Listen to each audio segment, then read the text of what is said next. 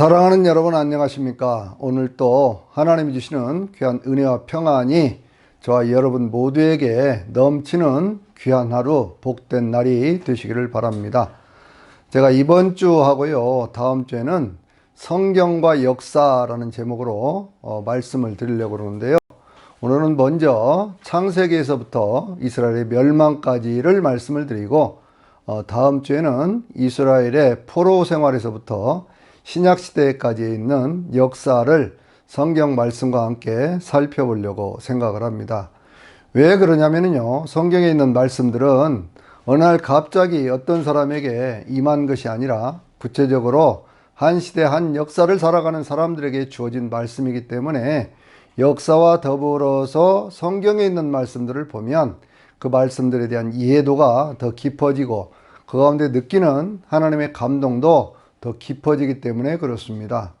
먼저 창세기 1장에서부터 11장까지 있는 말씀을 보면은요, 이 말씀을 우리는 원역사 그렇게 얘기를 합니다. 원역사라고 하는 것은 영어로는 프리히스토리 그렇게 얘기를 하지만 이 원래 원자라고 하는 것은 근본이라고 하는 그런 말씀이에요. 무엇의 근본이냐? 이 모든 우주 만물은 어떻게 시작이 되어졌고 인간은 어떻게 창조가 되었고 그리고 인간들 가운데 역사하시는 하나님은 어떤 분이냐 라고 하는 것에 대해서 가장 정확하고도 분명하게 말씀하는 내용들이 창세기 1장에서부터 11장까지에 담겨져 있기 때문에 그래서 우리는 그 부분을 원역사 이렇게 얘기를 합니다. 간략하게 말씀을 드려보면요, 창세기 1장은 천지창조에 관한 말씀이고요, 2장은 인간 창조에 대한 말씀이죠. 3장은 선악과 사건인데 바로 인간들이 타락해서 하나님의 은혜에서부터 멀어져가는 그 과정들을 말씀하고 있고요.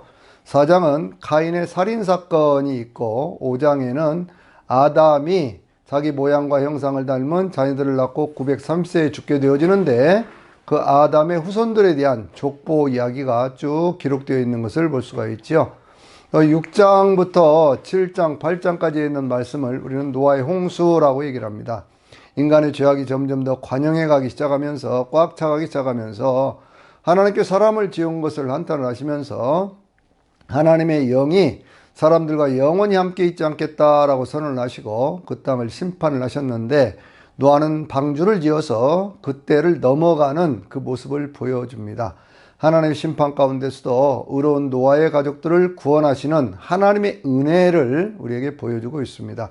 9장은 이 홍수가 끝난 다음에 그 방주에서 나온 사람들을 바라보시면서 하나님께서 그들과 맺었던 무지개 언약에 관한 말씀이고요. 10장은 노아의 후손들에 대한 말씀, 그리고 11장은 다시 인간들이 그렇게 노아의 방주에서부터 나왔던 그 모든 인간들이 바르고 선하게 산 것이 아니라 바벨탑을 쌓아 올리면서 그 탑이 하늘에 닿게 하고 그리고 자기들의 이름을 온 세상 가운데 널리 펼치면서 그러면서 세상의 흩어짐을 면해보자 라고 했던 그 인간의 오만함과 죄악에 대한 얘기가 있고요. 그 가운데 하나님께서 새로운 길들을 모색을 하시는데 한 사람 아브라함의 탄생 그리고 그 아브라함이 하란으로 이주해가는 그러한 과정들을 통해서 새로운 역사가 이루어지는 거기까지를 11장에서 말씀하고 있어요. 그러니까 이 모든 이야기들은요, 모든 인류의 근원은 어떻게 되었는지, 세상은 어떻게 창조되었으며 그 가운데 인간들은 어떻게 살아갔는지에 대한 말씀이거든요.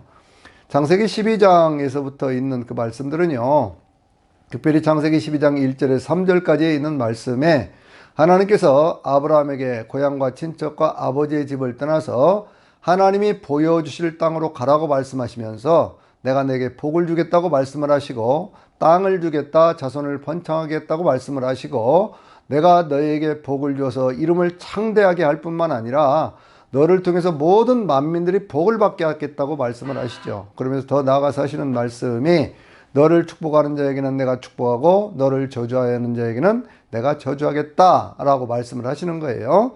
이 말씀을 우리는 아브라함 언약이라고 얘기를 하는데 성경 전체를 관통하고 있는 언약 가운데 하나가 바로 이 아브라함 언약이라고 하는 겁니다. 이 아브라함이 태어났던 시대가 BC 2166년이고요. 그리고 그때로부터 아브라함과 이삭과 야곱, 요셉까지의 어떤 역사를 쭉 기록하고 있는 것이 이 창세기 50장. 그래서 이 요셉이 110살의 세상을 떠나는 말씀으로 성경이 창세기가 마무리하는 것을 볼 수가 있습니다. 그리고 새로운 시대가 시작되는 것이 출애굽의 역사인데요. 출애굽이 1장과 2장에는 거기에 430년의 역사가 담겨져 있습니다. 출애굽기 1장에요. 거기에 한 380년, 390년의 역사가 그 가운데 있다고 하면, 거기다 350년이죠. 350년의 역사가 있다고 하면, 이 출애굽기 2장에는 거기 한 80년의 역사가 그 가운데 담겨져 있거든요. 그러니까 이건 무슨 얘기냐 그러면 성경의 전체적인 기록이라고 하는 것이 그것이 선택적인 기록이다 그 얘기예요. 무엇에 대한 선택적 기록이요? 하나님의 구원 역사에 대한 선택적인 기록, 이렇게 볼 수가 있습니다. 그래서 이 출애굽기 1장에 이스라엘 백성들이 그 애굽 땅에 들어가고 거기에 정착해 살다가 요셉의 사적을 알지 못하는 왕조가 들어서기 시작하면서 그들이 노예 생활로 빠져들어가잖아요. 그러면서 그들은 엄청난 하나님 앞에 부르짖음 속에서 하나님의 권고하심, 하나님의 돌보심을 잊고, 그렇게 되면서 2장에서 모세가 태어나서 성장해 가고, 그러면서 이제 그 광야에 가서 양을 치는 이야기까지 그 80년의 세월이 2장에 담겨져 있습니다. 그러니까 하나님의 이 기록이라고 하는 것, 성경의 기록이라고 하는 것은 하나님께서 전 인류를 구원해 가시는 그러한 구원의 역사에 대한 선택적 기록이다라고 하는 것을 염두에 두고 성경을 보시면 성경에 있는 말씀들이 훨씬 더 이해하기가 쉽습니다. 이 출애굽기 3장에서부터요, 모세가 하나님을 만나는 그러한 내용에서부터 시작을 해서 이스라엘 백성들이 그 가나안 땅까지 이렇게 쭉 가는 그러한 여정에 대한 이야기가 출애굽기, 레위기, 민수기, 신명기까지 있는 그러한 말씀이죠. 이때가 언제냐면 1446년인데 이때 모세는 이스라엘 백성들과 함께 바로 이제 출애굽기 12장, 13장에 있는 그런 말씀들을 통해서요, 출애굽의 어떤 그 6월절의 사건을 겪으면서 그러면서 그 출발을 하기 시작해가지고요, 홍해를 건너서 그래서 이제 광야로 나와가지고 그래서 하나님의 은혜 가운데서 만나와 메추라기도 먹고 그 다음에 또 여호와 니시의 어떤 그런 은혜도 체험을 하고 그러면서 출애굽기 19장에 가서 보면 하나님 앞에서 시내산에 도착을 하는 것을 볼 수가 있습니다. 여기까지가 2달 걸렸어요. 2달 만에 거기에 도착을 해서 하나님과 언약을 맺는데 그 언약을 우리는 시내산 언약 그렇게 얘기를 하죠. 시내산 언약의 핵심은 뭡니까? 십계명인데 십계명과 여러 가지 율법들인데 제사법들인데 십계명은 하나님을 사랑하고 이웃을 사랑하라 라고 하는 그런 말씀으로 그 내용이 요약되는 것을 볼 수가 있고요. 그래서 그 말씀을 예수님께서도 누가복음 10장 27절에서 너는 마음을 다하고 뜻을 다하고 힘을 다하고 성품을 다해서 여호와 하나님을 사랑하고 내 주 여호와 하나님을 사랑하고 그리고 내 이웃을 내 몸과 같이 사랑하라 라는 말씀으로 이 모든 율법들을 요약해 가시는 것을 볼 수가 있습니다. 2달 만에 거기에 도착한 이스라엘 백성들은 거기에 2년간을 머물면서 성막을 만들고요, 제사에 관한 그러한 율법들을 레위기를 통해서 그리고 일상적인 생활에 대한 율법들, 종교생활에 대한 11조의 규정까지 이 모든 것들을 레위기를 통해서 말씀을 받지요. 그리고 이제 민수기 9장과 10장에 있는 말씀 보면 성막을 봉헌한 다음에 이 사람들이요, 다시 가나안 땅을 향해서 들어가려고 그러는데 그 13장에 가서 보면은요, 거기에 이제 이스라엘 백성들이 가나안 땅에 들어갈 수 있는 기회를 하나님이 주셨음에도 불구하고 하나님의 말씀을 불신하기 때문에 그래서 그 땅에 들어가지를 못하고 다시 돌아서 나오는 그러한 모습을 볼 수가 있습니다. 그때 하나님께서 그 사실을 한탄하시면서 이 너희가 그 땅에 들어가서 정탐했던 40일을 하루를 1년으로 해서 40년간을 너희가 광야 생활을 하게 될 것이다 라고 말씀을 하시죠. 그러면서 갈렙이라고 하는 사람에게는 내 종 갈렙은 그들과 달라서 라고 말씀을 하는 그 갈렙에 대한 여호수아 두 사람, 그 두 사람을 하나님께 칭찬하시는 그러한 모습들을 우리가 볼 수 있습니다.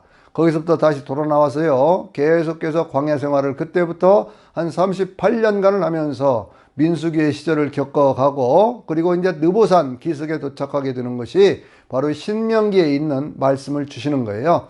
신명기는 모세가 이스라엘 백성들을 이끌고 광야 생활 40년을 지난 다음에 느보산이라는 곳에 도착을 해서 이스라엘 백성들을 향해서 말씀을 선포를 하는데 3번의 설교를 통해서 이스라엘 백성들이 하나님 앞에서 어떻게 살면 축복을 받고 어떻게 살면 저주를 받는 것인지 라고 하는 것에 대한 기본 원리를 쭉 말씀을 하죠. 과거를 돌아보게 하고 오늘을 바라보고 내일을 또 내다보면서 하나님의 말씀을 주는데 그 말씀의 이 결론들이 어떤 것이냐 그러면 바로 신명기 28장에 있는 축복과 저주의 원리라고 하는 것이거든요. 내가 하나님의 말씀과 규례와 율례를 쫓아 살기만 하면 너는 들어가도 복을 받고 나가도 복을 받을 것이고 머리가 될지언정 꼬리가 되지 않을 것이고 내가 어디 있든지 복을 받을 것이며 내 손으로 하는 모든 일 가운데 하나님께서 복을 주실 것이다 라고 하는 그러한 말씀으로 계속되는 거기 14절까지 있는 그러한 말씀들이 바로 이제 축복에 대한 말씀이라고 하면요, 그 15절부터 계속되는 그러한 말씀들은 저주에 대한 말씀이거든요. 내가 하나님의 말씀과 규례와 율례를 쫓아 살지 아니하면 너는 들어가도 저주를 받고 나가도 저주를 받을 것이며 라고 하는 그러한 말씀에서부터 시작을 해서 너희가 포로가 되어서 끌려갈 것이라고 하는 그러한 말씀들까지 쭉 어떤 한재가 들고 기근이 찾아오고 전염병이 찾아오는 그러한 질병들 어떤 여러 가지 고통에 대한 것까지를 쭉 말씀하는 것을 볼 수가 있습니다. 그래서 하나님께서는요, 분명히 가나안 땅에 들어가기 전에 그들이 그 땅에 들어가서 축복을 받을 수 있는 길, 또 저주를 받는 그 길을 두 가지 길들을 그 앞에서 보여주신 것을 볼 수가 있어요. 모세가 세상을 떠나는 그러한 내용이 신명기 34장 맨 마지막에 나오고 있고요. 이 모세가 세상을 떠난 다음에 하나님의 지도력이 여호수아에게 넘어가지 않습니까? 그래서 여호수아가요, 그 지도력을 이어받는데 여호수아서는 첫 출발점에서 뭐라고 말씀하냐면 하나님의 종이었던 모세가 죽은 후에 라고 말씀을 합니다. 여호수아에게 하나님께서 말씀하시면서 너는 내가 발로 밟는 곳마다 내가 너에게 주겠다 라고 말씀을 하시면서 8절과 9절에 있는 말씀을 보면 너는 이 율법책을 내 입에서 떠나지 말게 하고 그 말씀을 날마다 묵상하며 그 안에 기록된 대로 행하라 말씀을 하시죠. 그리하면 어떻게 된다고요? 내 길이 평탄하고 내가 모든 일에 형통할 것이라고 말씀을 하면서 너는 두려워 말라 겁내지 말라 내 하나님 여호와가 항상 너와 함께 있겠다 라고 말씀을 하셔요. 이 약속의 말씀을 붙잡고 하나님의 은혜 가운데 요단강을 건너가고 여리고성을 무너뜨리고 가나안 땅을 전체를 정복해가는 그러한 과정들이 쭉 21장까지의 기록이 되어져 있는데요. 그렇게 이제 땅을 정복하고 점령했던 그러한 과정들이 대개 몇 년 정도 걸리느냐? 보통 5년에서 7년 그렇게 얘기를 하거든요. 그래서 1446년에 출애굽을 했으니까요. 이 사람들이 40년이 지나고 다시 7년이 지났다고 보면 대개 이때가 한 1440년쯤 되었다 이렇게 볼 수가 있습니다. 그때 아주 유명한 고백이 있죠. 그게 여호수아서 21장 45절에 있는 말씀인데요. 하나님께서 이스라엘 족속들에게 이스라엘 백성들에게 약속하셨던 모든 좋은 것들, 온갖 좋은 것들이 하나도 남김없이 다 이루어졌습니다 라고는 그런 고백을 하거든요. 그러니까 아브라함 때 주셨던 그 하나님의 약속이 거의 600년이라는 그런 세월이 지나가면서 여호수아 때에 와서 이루어진 그 모습을 볼 수가 있는데 그 여호수아 때에 이루어졌지만 그들이 그 땅 전부를 정복한 건 아니었습니다. 예를 들면 예루살렘과 같은 그러한 땅은요, 그것이 다윗 때에 와서야 비로소 그 땅을 정복하게 되는 것이죠.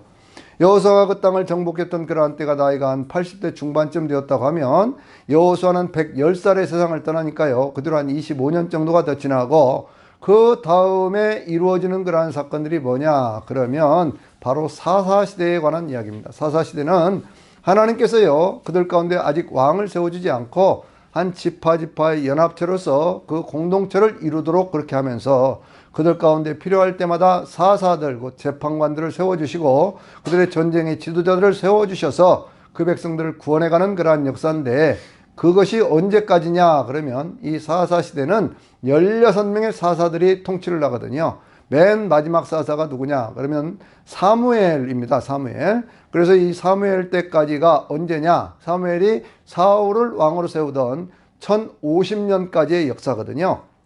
그러니까 1400년대에 그 땅에 들어가기 시작해서 정착을 하고 자리를 잡고 이렇게 해서 여호수아 시대를 거쳐가고 사사 시대를 거쳐가는데, 사사기 맨 마지막 21장 25절에 있는 말씀 보면은요, 그때는 왕이 없으므로 그들이 자기의 소견에 좋은 대로 행하였더라라고 말씀하고 있거든요.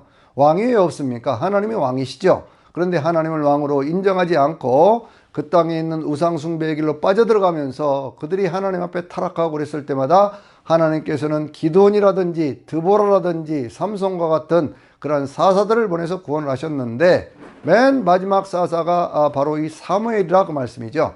근데 사무엘이 이 젊었을 때는 괜찮았는데 나이가 드니까 그 아들들이 그 일을 하기 시작하면서 헤브론에서 온갖 못된 짓들을 하기 시작합니다. 이스라엘 백성들이 이제 지쳤습니다. 자기들도 왕을 세워주시오라고 이렇게 부탁을 하니까 사무엘이 왕을 세우는 제도에 대해서 여러 가지로 그 폐해에 대한 경고를 하고, 그 다음에 하나님께서 지목하신 한 사람 사울을 세워서 왕이 되는데, 이 사울이 왕이 되는 때가 바로 1050년이거든요. 사울이 40년간 왕 노릇을 하기를 시작을 합니다. 그 다음에 사울의 뒤를 이어서 다윗이 왕이 되는데요. 다윗이 왕이 됐던 때가 1010년, 그리고 솔로몬이 왕이 된 때가 970년이거든요. 다윗은 30세에 왕이 되어서 40년간을 왕으로 다스리다가 그 땅에서 70세가 되었을 때 그때 세상을 떠나는 모습을 볼 수가 있죠. 나이가 급격히 줄어들어가는 그러한 모습들을 우리가 볼 수가 있는데, 그러면 이제 솔로몬은 얼만큼 왕노릇을 했을까 생각해 보면, 젊었을 때, 아주 젊었을 때, 혹은 뭐 10대 후반은 좀 넘어서 20대 초반쯤 되었다고 하면 여전히 솔로몬도 40년을 왕노릇 했으니까요, 60대에 세상을 떠났다, 우리가 이렇게 볼 수 있거든요. 솔로몬은 왕이 된 뒤에 4년 만에 성전을 지어서 7년 동안 성전을 짓고, 그 다음에 13년 동안에 왕궁을 짓고, 그 다음에도 계속해서 나이가 40세가 되었을 때에 그 무렵부터 시작을 해서요, 계속해서 어떤 그런 건축과 토목 뭐 이런 일들을 하면서 무역을 하면서 엄청난 부를 쌓기 시작하는데, 그 부에 취해서 많은 여인들, 1000명이나 되는 그러한 여인들을 거느리고 살면서 온갖 호화롭게 방탕하게 또 우상을 섬기는 그러한 쪽으로 빠져들어가게 됩니다.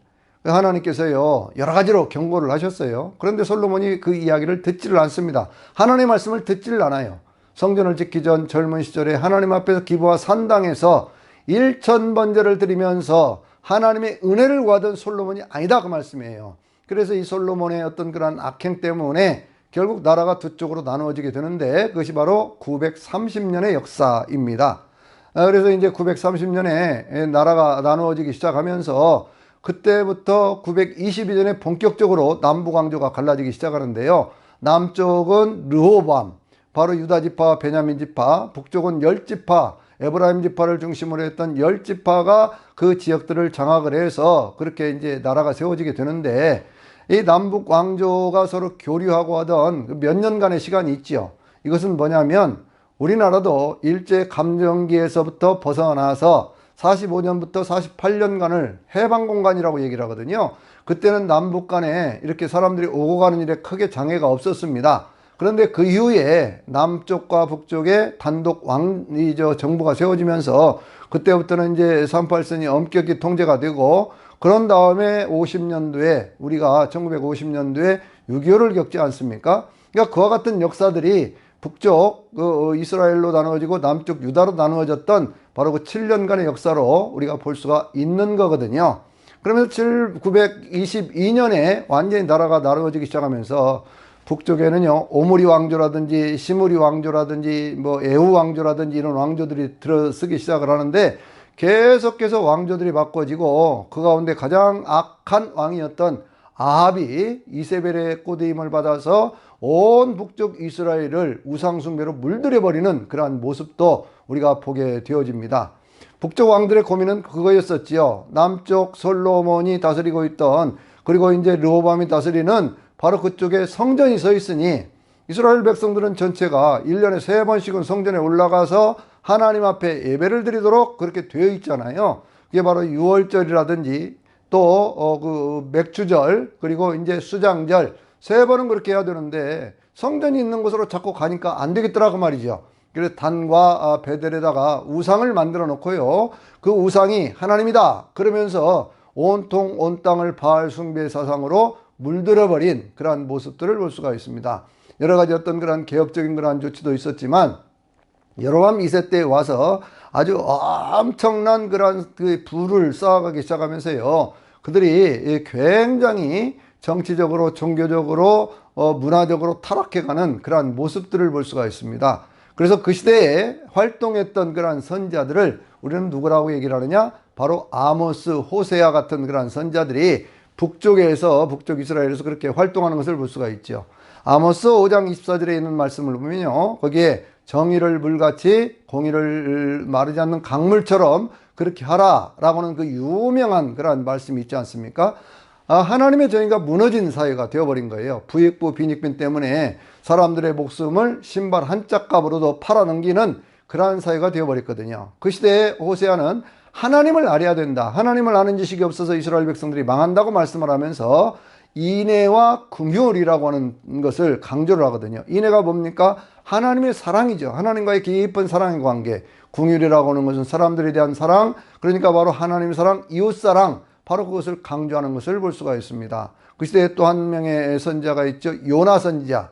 이스라엘 민족들을 결국 멸망시키게 되었던 바로 그 나라 아수르라고 하는 나라의 수도에 가서 하나님의 복음을 전하는 요나 선지자와 같은 그런 사람들이 등장을 하게 되고요.